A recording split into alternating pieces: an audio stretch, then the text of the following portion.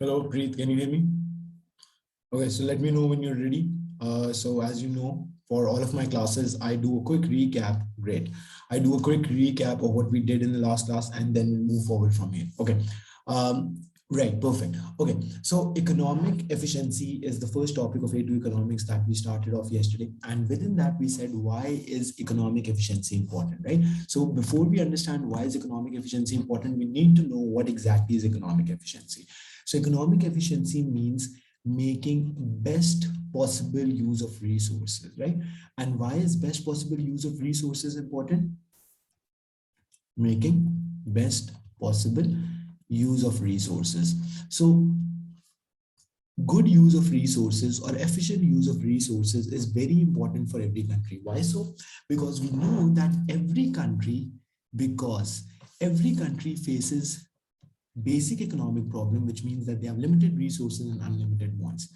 Every country faces the problem of limited resources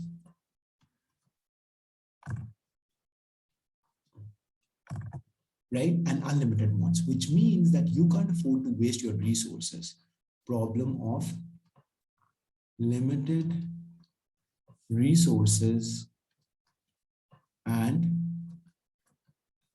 unlimited wants, right? So the thing is, if you're not making efficient use of your resources, then you will be wasting those resources and hence you will not be able to fulfill a lot of your citizens' needs, right? So economic efficiency, another statement that we said yesterday is that economic efficiency is best possible solution for basic economic problem. Do you remember? Economic efficiency is best possible solution for basic economic problem. You can't completely solve basic economic problem because resources will always be limited, but at least you can try to make good use of your resources, right? Is this making sense? So I can use the word only possible. Economic efficiency is the only possible solution for basic economic problem, right? So you can never have enough resources to produce all goods and wants that you need in a country.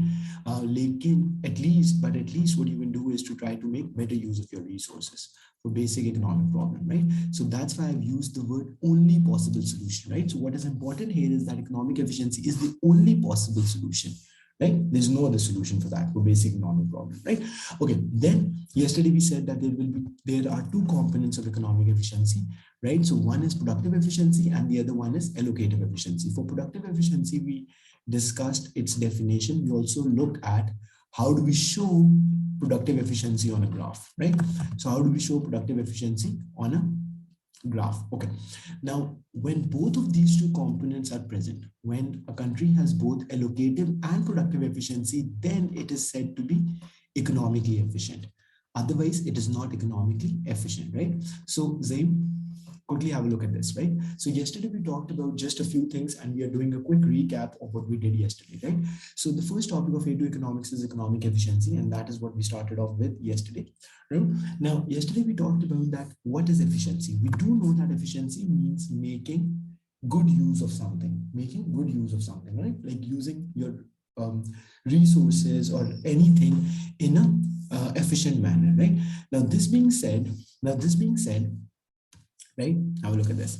So the definition for economic efficiency is making best possible use of resources. Because why is this important? That's very important, right? Because every country faces the problem of limited resources and unlimited wants. So you can never have enough resources to get all the things that you need, right? So what you have to do then is to make better use of the resources that are at your disposal, right? So every country strives to achieve economic efficiency, right? And then another thing that is important for you to understand that economic efficiency is the only possible solution for basic economic problem. You can never completely solve basic economic problem, and I'm not saying that economic efficiency will help you solve that problem, because resources will always stay limited. But at least what you can do is to try to make better, is try and make better use of your resources. So that is why economic efficiency is important. Now, yesterday we also talked about that there are two components of economic efficiency: productive and allocative efficiency, right? Now, we did discuss productive efficiency, that we are about to revise over here. That what is productive efficiency? Productive efficiency means maximizing output from the use of each unit of input. Maximizing the output from use of each unit of input. Output from each unit of input. Okay, and I'll show you on a graph in a bit. Each unit of input. Okay, so students, have a look at this. So what is input and what is output? You guys would be already familiar. Output is the final product that you're producing. That could be a good, tangible good, or a service, right? In this case, we are providing a service. So that is our output from mega lecture. But what is the input? Input are the teachers, the time that we're spending, or the internet, or the resources that we're using to provide that online teaching service, right? So maximizing the output from each unit of input is known as productive efficiency. The way you calculate productive efficiency is, do you remember the formula that we wrote for productive efficiency yesterday, right? So productive efficiency is calculated as, let's see if you remember that. So productive efficiency is calculated as output over input. Excellent, right? So Zain, have a look at this. So output over input. So if you guys study business studies, you would know the word productivity. So productivity is the same as efficiency, right? So productivity means making most productive use, and that is where the word productive comes from, right? So productive efficiency is calculated as output over input. Now have a look at this. A quick example, and then move forward because we have already discussed this. So we said, let's say if there are two companies, let's assume there are two businesses or two companies, right? A and B, right? So if A is making 10,000 units of anything, that could be footballs, that could be t-shirts, that could be anything, right? And factory B is making 20,000 units of that product, right? If A is using 500 people to produce 10,000 units and B is using 1,100 people to produce that output, then all you have to do is to calculate this formula, right? So this upper row is showing you the output, this lower row is showing you the input. So all you have to do is to divide the output of each company with its inputs, right? So in the first case, when you divide 10,000 with 500, that gives you 20 units. This means that each person, each labor is making 20 units against, each labor is making 20 units of that good. In this case, when you divide 20,000 with 1,100, that gives you something less. So this shows that factory B or business B is less efficient compared to A. Do you agree with me? Why so? Because in factory A, each person, each labor is making 20 units, whereas in factory B, each worker is only making 18.2 units. So that is something that you need to remember. Is it making sense? Okay. Then we also wrote another definition of productive efficiency. So far we have talked about productive efficiency as maximizing the output from each unit of input, right? So productive efficiency can also be defined as, right? Productive efficiency can also be defined as, right?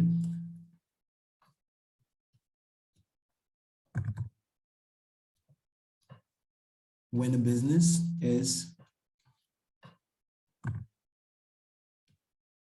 minimizing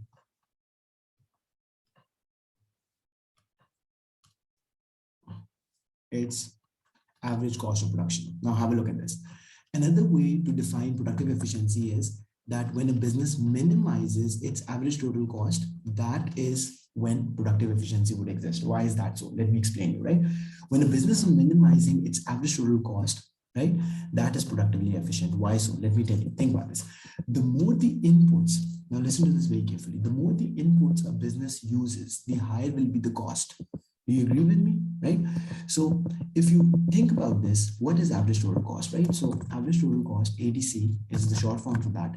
So ATC is calculated as total cost, what was the total cost of producing something, and you divide that by total output. So if you calculate this formula, you will be able to find average total cost. Okay. Now, before we move forward, let me tell you the shape of ATC. So ATC is, part of our syllabus, and we will talk more about it in more detail later on when we come to the type of cost in unit 2. But for now, you just need to remember the shape and the formula of ATC, right? So ATC is total cost divided by total output. So you have ATC on the y-axis and you have output on the x-axis. So the shape of ATC curve for any business, right? So for any business, the shape of the ATC graph will be U-shaped like this, right? So let's say this is ATC1. Are you getting me? Now, the thing is that when a business is minimizing its average total cost, that is when the business is productively efficient. Okay. Now, this being said, let's see on the graph that how do we tell if a business is productively efficient or not. So let's say there are three possible ATCs on which a business can operate. So there are three possible ATCs. So there's ATC1, there's ATC2, and let's say there's ATC3. Right? Now, these are the three ATCs on which a business can operate. Now, out of these three, on which ATC would the cost be lowest? On which ATC would the business cost be lowest? Can you tell me quickly? On which ATC would the business cost be lowest? And out of these three ATCs, which ATC is productively efficient? Which ATC is productively efficient for the firm? Can you tell me? Yeah. I'm waiting for your reply. So, Preet, which of these three ATCs is productively efficient? We did talk about this yesterday, right? So, ATC 3 is productively efficient. Excellent. Why so? Let's quickly have a look at this, right? ATC 3 is productively efficient because if I choose any random quantity, you would see that ATC 3 will give you the lowest possible cost of production, right? So, if you're producing, let's say, output Q1, which is, let's say, 500 units, so then it means that if you operate on ATC3, your average total cost would be somewhat, let's say, I don't know, $10 per unit. If you would have operated on ATC2, which is the orange line, your per unit cost is higher than 10, as you can see from the graph. So it is, let's say, $11. And if you operated on ATC1, which is the Ferozi line, the average total cost would have been even higher than 11, perhaps $12, right? So on any random output, if I choose any random output, right? So let's say instead of Q1, the business wants to produce Q2, right? So this is 600 units. So at this output level, again, you can see that the average cost would be lowest if the business is operating on ATC3 rather than ATC2 and rather than ATC1. This is making sense. So we didn't say that the lowest possible ATC curve would be productively efficient. The lowest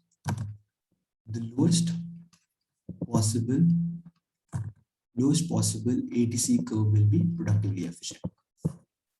ATC curve will be productively efficient. Is this making sense? Is it making sense? Right? So this is what you need to remember. Okay.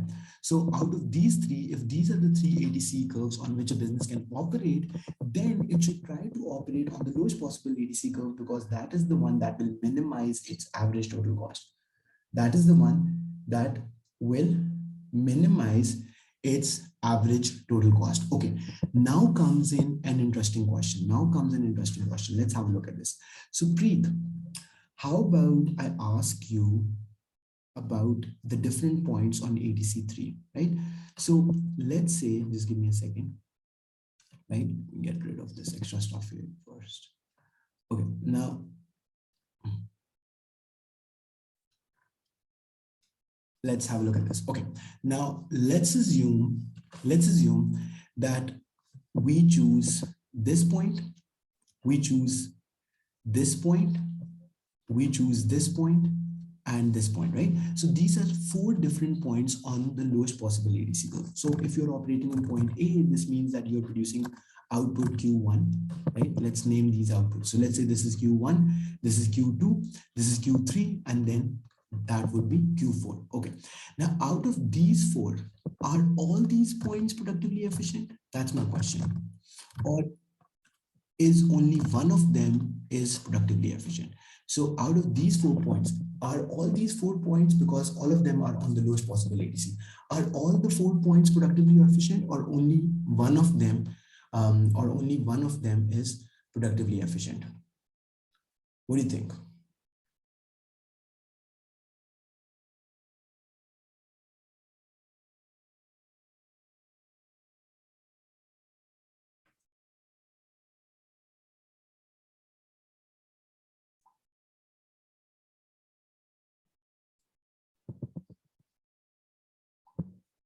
Just give me a second. Okay. Now, B's productively efficient Q2 is the best outcome. Yes. Now, think about this. Q2, which is point B, is the lowest cost out of all the options. There is no doubt about that, because we know at point A, this would be higher. ATC would be like average total cost would be higher. On point B, it is the lowest. And then even on C, it is higher, and so on and so forth, right? But the thing is, now you have to listen to this carefully. The thing is that all 4 points, since all 4 points are on the lowest possible ATC curve, all 4 points are productively efficient. But there is an additional word for point B. There's an additional name for point B, and we call it technical efficiency. Now think about this. Let me write that down for you. All points on the lowest possible ATC curve are productively efficient. All points on the lowest possible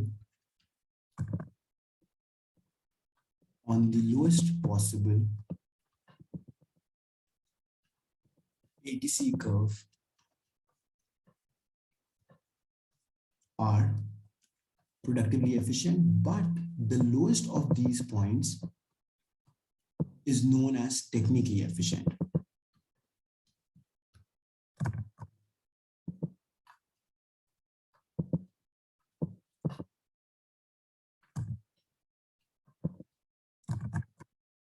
Quantity, just give me a second. To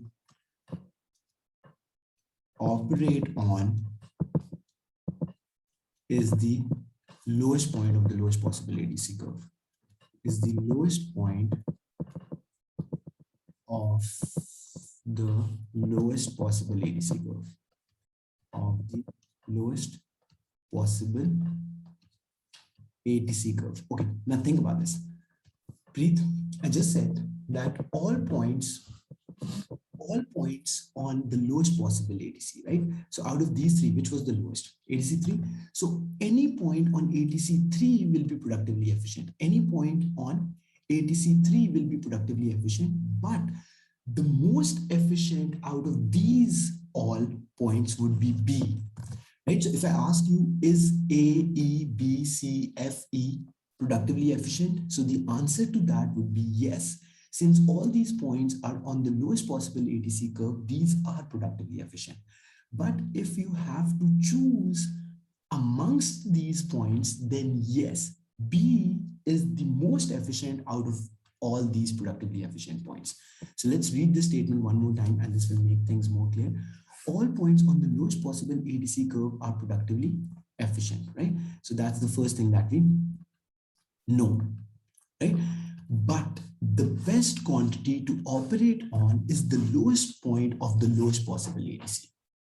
That is what you need to remember. So technically all points are productively efficient, but the lowest point out of all these is the best option for a business to operate on. So if a business is producing quantity Q2, if the business is producing the quantity Q2, then that would be even better, because at Q1, you can see that your average total cost is higher. Even at Q3, your average total cost is higher, and similarly for point F, and similarly for point D, and so on and so forth, right?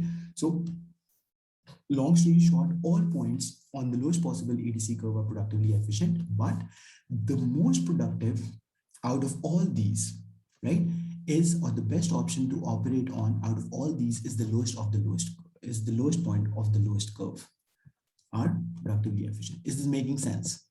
Is it making sense? Preet, do you have any confusion? right? So as far as productive efficiency is concerned, all points on the lowest possible curve are productively efficient, but the best quantity to operate on is the lowest point of the lowest possible ATC curve. Okay, perfect. Now, this being said, we'll move on, and today we'll start off with the second component of efficiency, which is allocative efficiency. Now, what is allocative efficiency? Why is this important? We'll talk about that. So first, we'll discuss the definition of allocative efficiency, and then we will look through a graph to see at what point allocative efficiency exists, right? Okay, now think about this. Allocative efficiency says making goods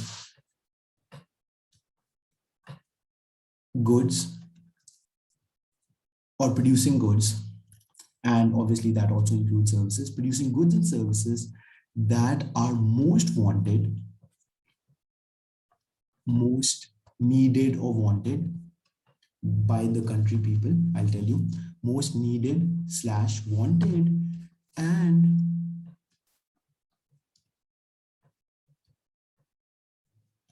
producing these products in the right quantities, and producing these products in the right quantities. Okay, now think about this. Now the definition of allocative efficiency that we have presented over here is that a country should be producing goods that are most needed or wanted. Now the question obviously arises that how do we know that which products are most needed or wanted? So we'll come to that in a bit, right? But first thing that you need to understand, so there are basically two parts to allocative efficiency. Firstly, you should be producing goods that are most wanted, right? Most wanted or needed, and producing these products in right quantities, right? So basically there are two parts to allocative efficiency. Do let me know if there's any confusion about it. So producing goods that are most needed or wanted, I'll give you an example, and then producing those goods in the right quantities. So that is what allocative efficiency is. So let me give you an example. So let's say if any country is facing, what is that called? Scarcity of food, right? So let's say due to some agricultural reasons or due to some, weather conditions, a country was not able to produce enough food during that year, right? So then in that case, what would you suggest as an economic student? What would you suggest to that country? What should it focus on? If during a certain year, a country was not able to produce enough food to provide for its citizens, then in that year, what should the country prioritize on? Should it produce more weapons? Should it produce more food? Should it produce more education? Should it produce more healthcare? What should the country do? Or another way to put this is that let's say, in fact, not let's say, it is a real life problem, right? Allocate more resources towards production of food. Exactly, right? That is the way economists would think. Allocate, right? More resources. Why? Because that is the need of the hour. That is the need of the hour. Allocate more resources for food production, right? So exactly that is what allocative efficiency says, right? That you need to allocate. Where is the word coming from? Where is the word coming from? The word allocative comes from allocation of resources. If you remember, we did talk about this in our AS syllabus, where we said allocation means that how many of your resources will be spent on producing a certain product. So if you're now, if you want to allocate more resources towards production of something, that means that that product is more important compared to other products, right? So that is what we are referring to. Allocative efficiency says making goods that are most needed and wanted and producing these products in right quantities, right? So allocate more resources for food production, right? Right now, we're just talking about the first part. We haven't come to the second part of the definition, that what does right quantities mean? We'll look into it in a bit, right? Okay, so is this making sense? Allocate more resources for food production. So let's take another example and then move forward. So recently, every country in the world, it was a global pandemic, right? All these countries in the world were facing this pandemic where people were dying, and it was a very fatal disease, COVID and so on, right?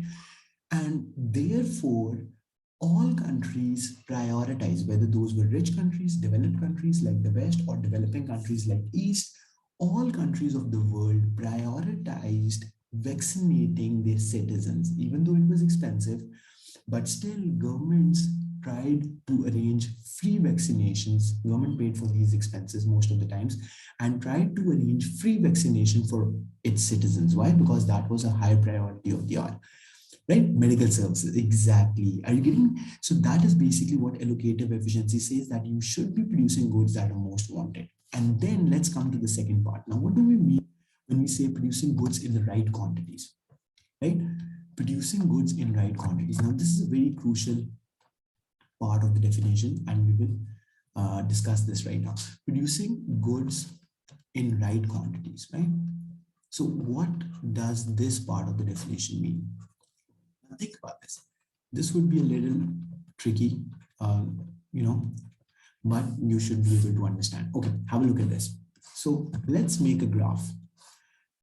Let's make a simple graph, right? So we have price and cost on the y-axis. So we have price of the good and the cost of producing that product on the y-axis, and we have quantity of the good on the x-axis. So what we're trying to figure out right now, that what is the right quantity? What is the right quantity of producing something? Okay, now you would know the concept of demand curve. So what is a demand curve? So product demand curve is basically a curve that shows how much quantity is being demanded at different price levels. Am I right with this, right? So we have talked about the demand curve since the start of our economics syllabus, where we know that the demand curve of a product shows how much quantity of a product is being demanded at different price levels, right? So if you're operating on this point of demand curve, let's say point A, it will show you that how much quantity is being demanded. Let's say 100 units of the goods are being demanded at a price of $10 or 10 rupees or whatever it is, $10 per unit. If you move from point A to point B, which is let's say over here, then it shows that more quantity is being demanded because the price has decreased. Yes or no? Is it making sense? Right? Is it making sense? Right? So if you think about this, demand curve shows the value of a product for a consumer. Let me repeat this, right? Because this is a very important part to understand the overall concept. Demand curve shows the value of a product for a consumer in terms of the price that that person is willing to pay. Demand curve shows the value a consumer places on a good.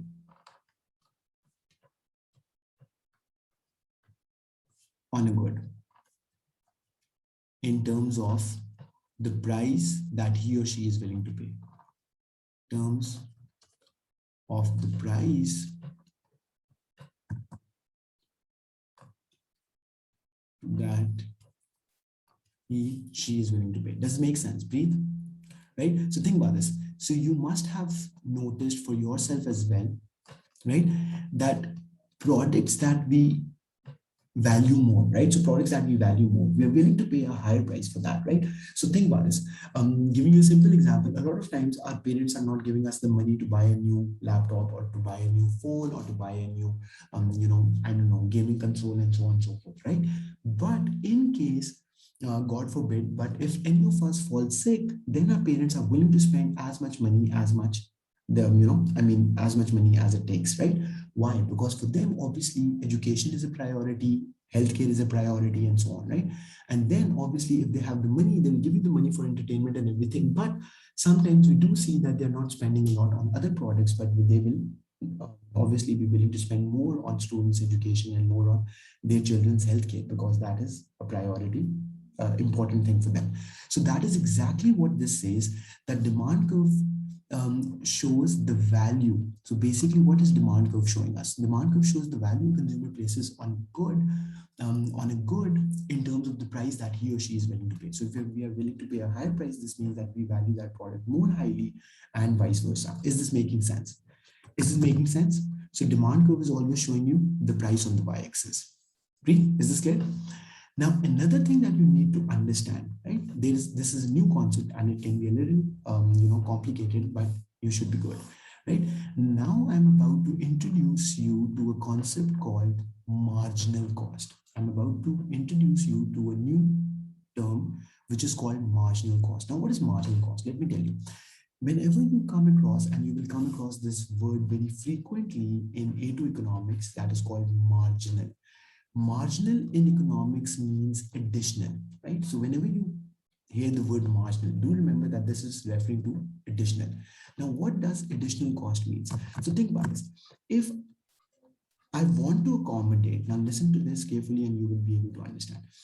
If I want to accommodate one more student, so right now in this class, it's only you and me. So there's one student and one teacher. If let's say one more student join this class, one more student joins this class, then how much would my cost increase? Then by how much the cost of the business increase? Cost is obviously the expenses that the business has to pay to produce a product. By how much the cost would increase, that is what the marginal cost is.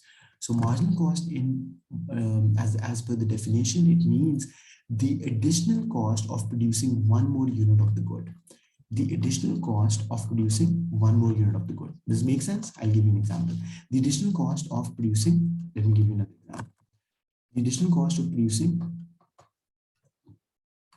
one more unit of good.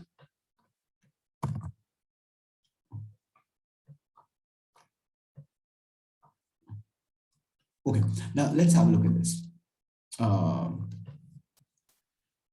Okay, Preet, have a look at this. If let's say there is a factory that manufactures footballs, right? So we have been taking this example for some time. So let's discuss this again. So let's say a factory has already produced 100 footballs, right? 100 footballs have already been produced. Now, if the factory wants to produce one more football, so if the factory wants to produce 101, right, one additional unit of football, what are the additional cost that that business would have to pay? What are the additional cost, or by how much the expense of the company increase by producing one more unit of football? Can you imagine? Can you try to predict that what will be some additional cost that the business will have to face by producing one more unit of football, right? So think about this. What does a football need? Football needs obviously raw material, right? So whatever that material is with which the football is made, so that will be used. That is the first thing, right? Then that football would, like while you are manufacturing that football, obviously a person will be involved. Exactly. So the electricity that you're using for the machinery, right? Because machinery would always already be there, I'm assuming, right? So, but the electricity that you're using for that additional unit of football, that would be additional, right? Similarly, the wages, so the person who's making that football, right? Obviously, his time is paid. Depending upon how much time a worker is working in a factory, you pay people accordingly, right? So the additional wages that you have to pay to get that football made, these are some of the expenses that would be part of the marginal cost. Is this making sense? This is making sense, right? So what is marginal cost? The additional cost of producing one more unit of good. So how much your cost would increase if you're producing one more unit of the good, right? So the shape of the marginal cost, right? Now, again, I will be telling you in A2 business, sorry, in A2 economics, for a lot of concepts, I will be telling you that we will discuss this later in the syllabus, and that is true, right? So marginal cost is also something that is new to you, and we will talk in more detail that why the shape of marginal cost graph is like this. Why is it U-shaped? Like not really U-shaped, but why is it like J-shaped graph, right? So why is it upward sloping like this? But we'll talk about this in our second unit when we talk about types of cost. When we talk about types of business cost, right? That is where we'll talk in more detail about the shape of the marginal cost. But for now, you need to remember that marginal cost will always be like this. Marginal cost for any business will always be like this. Is this making sense? Is this making sense? Okay, now have a look at this. With the marginal cost, now think about this. Now this is very important for you to understand. Okay, think about this. If I choose a random quantity, let's say so this is unit fifth. So for fifth unit, right, fifth football or any product that you want to imagine, how much was the marginal cost of producing it, right? So for the fifth unit, the marginal cost of producing this was, let's say, $12. And how much is the price? Why is this demand curve showing us the price? Because we know demand curve shows us the price. The price that consumers place on the product, like the value that they place on the good, is, let's say, $20, right? So they are valuing this football for $20 in the market. So it sells for $20 in the market. Let's assume like that. And the cost it takes you to produce that football is $12. The cost it takes you to produce football is $12. Now, my question to you is it worth it producing that football? Is it worth it to produce the fifth unit? Worth producing the fifth unit? And what do you think about that? producing, just let me write down the question, producing fifth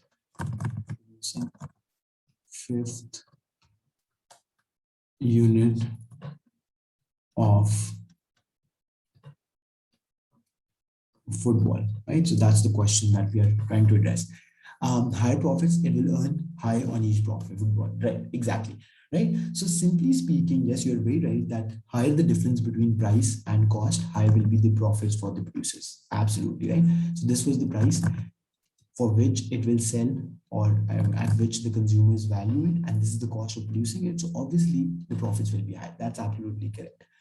Another way to look at it is that consumers are placing a higher value on the good, right? And it costs less to produce that. So if a consumer is placing a higher value on the good compared to the cost, so technically economics would say that you should produce that. Are you getting this? So economics would say that if a product is being valued for something more than what it costs to produce, then you should definitely produce that good. So the answer to that is that yes, you should produce this good. Then what about the sixth unit? What about the sixth unit? Again, you can see for the sixth unit, the price is higher than the cost. So price is higher than the cost. So again, economics would say that you should produce it, right? And then similarly for the seventh unit and similarly for the eighth unit and so on until you reach this point. So let's say this is 10th unit of the good. At this unit, right, your price that consumers are willing to pay for the good is exactly the same how much it costs you to produce it. So the price that consumers are willing to pay for that good is exactly the same what it costs you to produce that good. Now my question to you is, right, will you produce it, right? And the answer to this is economics would say yes, right? As long as the value is higher, as long as the value of the good is higher, or as long as the value is the same as much the cost it takes you to produce the good, you should, yeah. So the profit would be zero, but only on the last profit, but only on the last unit.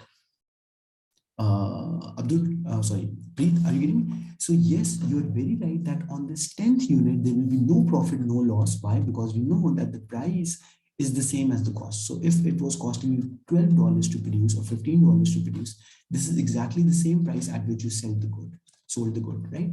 But on all the previous units, you did make a profit. Am I making sense or not? On all the previous units, are you getting me? So starting off from output 0 till output 10, you did make some profit. Is this making sense? So you did make some profit on these previous units. It's only on the last unit, on the 10th unit, that you did not make a profit, right? Is this making sense? So economics would say that yes, you should produce up till this point, right? So economics would say that yes, you should produce up till the point where price is equals to marginal cost. And that is what it means producing the right quantity. I'll explain you this afterwards, but first have a look at this. Why would you not want to produce more than 10th unit? Can you explain me? Please? So why would you not want to produce anything more than 10th unit? Because the answer is pretty simple and obvious, and we can also see it from the graph that your marginal cost after 10th unit is higher than the price. It will face a loss. Exactly. Very good. So marginal cost, you can see, is higher, and the price that consumers are willing to pay for it.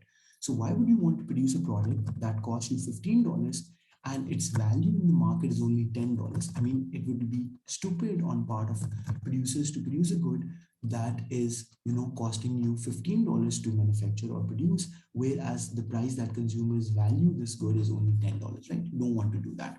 Okay, now this being said, people are not willing to pay more about this. Exactly, absolutely. So we are absolutely clear that no one would want to produce anything more than this output level, right?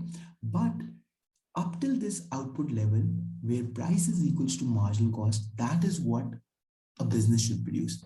So output level, what is true at this output level? The price of the good is equals to the marginal cost.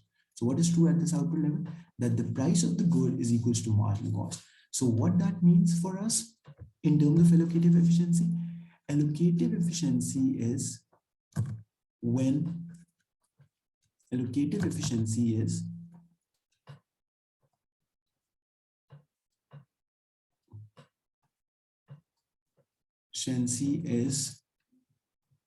when you when a business produces up till the level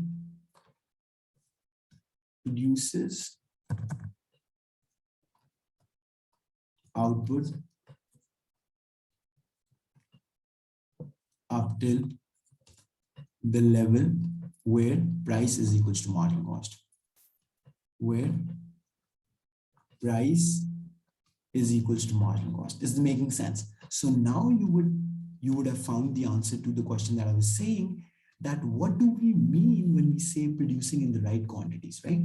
So we said there are two parts to allocative efficiency. What are the two parts to allocative efficiency? Have a look at this. So you should be producing goods that are most wanted and producing those goods in the right quantities.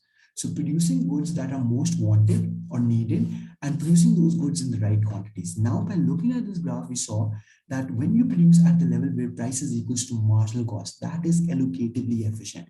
So I can also write this down as QA. Now, what does QA mean? QA mean the output level that is allocatively efficient. If you produce something less than this, so let's say if you're producing at this point, at this output level, Preet, can you tell me if this will be allocatively efficient or not? So if you're producing at Q1, would that be allocatively efficient or not? That will not be. Are you saying that will be? If you're producing at any point less than QA, right? So we know QA was 10th unit or 10 units, right? At Q1, let's say it is 5 units. So my question to you is, if a business is producing at output 5, is that allocatively efficient or not? If a business is producing at output 5, no, exactly, right? This will be, if a business is producing in this region between 0 and QA, this is underproduction. This is underproduction because you're not maximizing the benefit, right? So people value something for which they're willing to pay a higher price, but you're not producing that. Right, only if it produces 10 units of the good, because this is where the price is equals to marginal cost. So only when the business produces at the point where price is equals to marginal cost, that is allocatively efficient. Okay, now let's quickly sum this up and then we'll stop here for today. So we did a quick recap, and now from moving forward from here, obviously we'll be going much faster, and especially, we have to complete the syllabus, so don't worry about that. So we quickly discussed in today's class what is economic efficiency. Economic efficiency is making best possible use of resources. That is part that comprises of two things: productive and allocative efficiency. So allocative efficiency, we said, is when you produce goods that are most wanted and then you produce those goods in the right quantities. How do we tell on a graph whether a business is whether a business is allocatively efficient or not? Right, where the price of the good is equals to marginal cost, that is where it is allocatively efficient, right? If you produce something less than that, that is underproduction, and obviously you would never want to produce more than this because that would make you a loss. So only this output level where price is equals to marginal cost, that is allocatively efficient, right? That is allocatively efficient. Is this clear? Is this simple? Okay, so Preet, we'll stop here for today, and in the future I'll try to make more time in the regular classes.